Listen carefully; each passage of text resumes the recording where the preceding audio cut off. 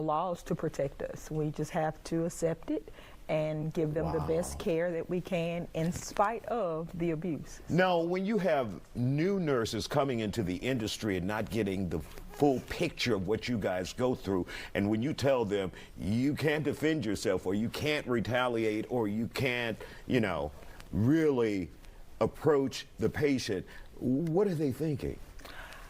They cry, maybe.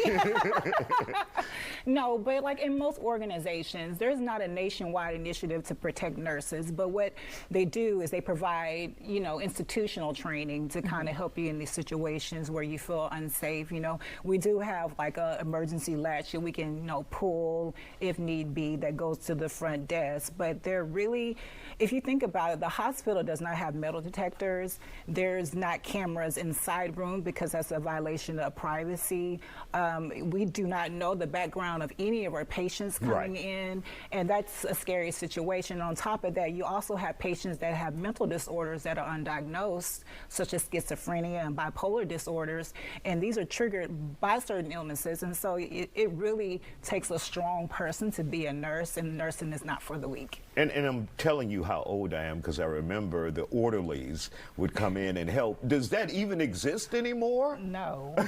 I've been watching too much TV. Oh, no orderlies.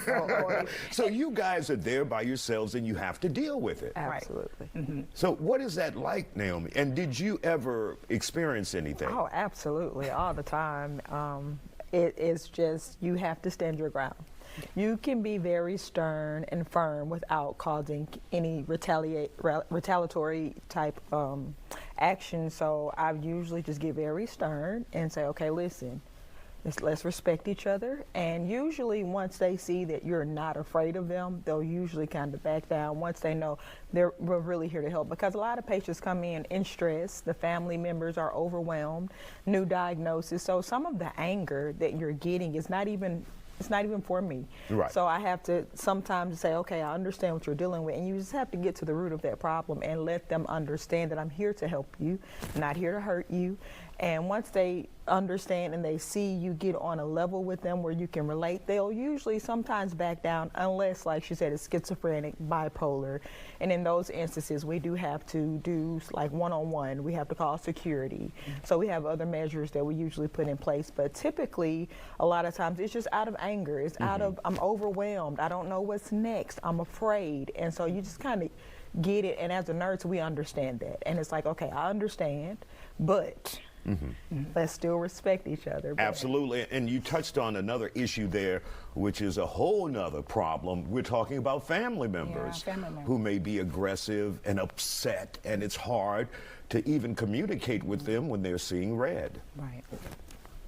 I feel like in that case, you know, going back to what she says, communication is key. And a lot of times there's cues and things that we look for as nurses to kind of like, and we give really good report to each other. And so, for example, if there's a family member that's being a little difficult, we actually will talk about that in our report and kind of put places and things in place to kind of protect us. Or if we actually, if the hospital you work for, you can actually ask for that patient to leave. And they will have to, because if they don't comply, then it's not part of a safe environment for us to perform our activities. And Naomi, how important is the potential of having national legislation like this protecting you guys? Oh, it's big. Long time overdue. Yeah. It's very needed, necessary, because you have nurses who leave the career, who leave the whole field because they feel unprotected. They feel not as if anyone's listening. So it's a very big thing for nurses. And to piggyback on that, there's a lot of nurses leaving the field. Quick. There's a lot of nurses leaving the field, and that creates another problem because hospitals are overflowing and with not a lot of people to take care of people. All right. Thank you all for joining us, and keep the guards up. Yeah. Duck and weave.